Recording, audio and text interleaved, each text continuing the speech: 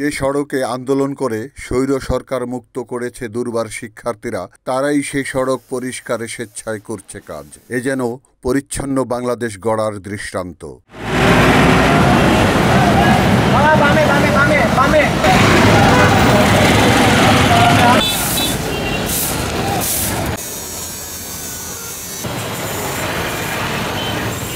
যে আসলে এই শহরটা আপনার, এই শহরটা আমার, আমাদের শহরগুলো যদি আমরা পরিচ্ছন্ন না করি তাহলে দূর থেকে মানুষজন এসে আসলে শহর পরিচ্ছন্ন করে আমরা দিয়ে যাবে না।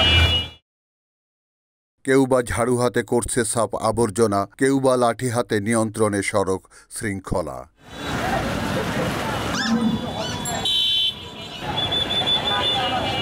গাড়ি আমার, বাড়ি আমার, রাখছি পরিষ্কার, নোংরা করছি দেশের মাটি, দেশটি তো বেকার। আসুন আমরা যত্র ময়লা আবর্জনা না ফেলে নির্দিষ্ট জায়গাতে ময়লা আবর্জনা ফেলি, আমাদের নারায়ণগঞ্জ তথা বাংলাদেশকে পরিচ্ছন্ন রাখি।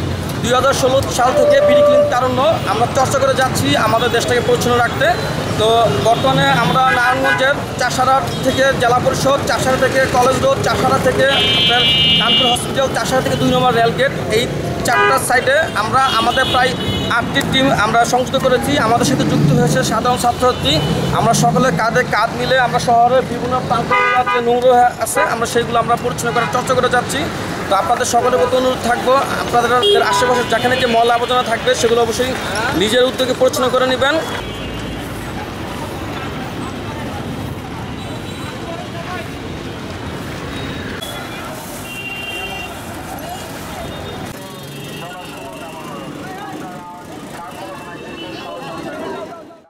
Shahjahan Chowdhury, NAN TV, Narayanganj.